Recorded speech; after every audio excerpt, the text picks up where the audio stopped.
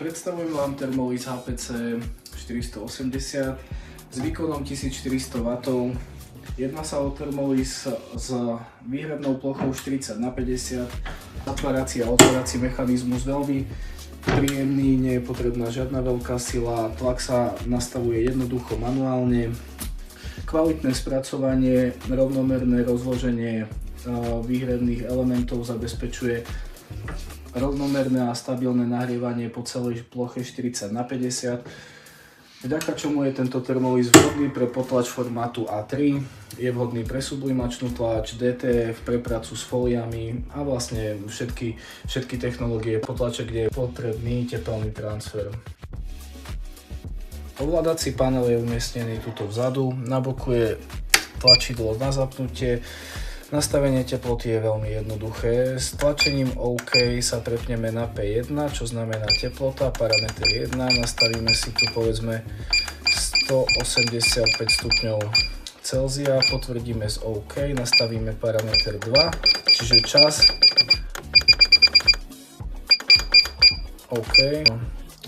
Aktuálne teda čakáme za nahriatím, sme na 16 stupňoch Celzia, Thermolys sa postupne nahrieva. Nahriatie pri tomto výkone na teplotu 180 stupňov môže trvať 5 až 6 minút, tým, že je tu väčšia výhradná plocha a je potrebné ju rovnomerne nahriať. Vždy sa to rýchlejšie nahrieva, pokiaľ je Thermolys zavretý, je to lepšie pre nahrievanie stroja. Po nahriatí na požadovanú teplotu sa spustí zvukový signál. Po otvorení Thermolys automaticky udržuje nastavenú teplotu, to znamená, že sa nemusíte ponáhľať s výmenou trička alebo teda s nastavením potlače. Ako môžeme vidieť, máme tu stabilne teplotu 185 stupňov Celzia. Presne tá teplota, ktorú sme si nastavili, Thermolys to takto bude udržiavať aj naďalej. A hneď po zavretí mechanizmu sa nám spustí timer. Nastane odpočítavanie času, ako sme to mali nastavené.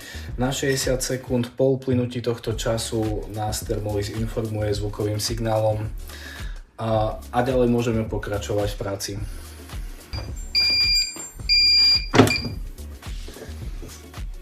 Timer uplynul, Thermolys je znova udržiavaný na teplote 185 stupňov Celzia, môžeme pokračovať v práci. Pokiaľ by sme tu mali nejaké tričko, tak len vymeníme za ďalšie a môžeme s potlačou pokračovať. Nie je potrebné nič nastavovať, ten prednastavený settings sa nám udržiava.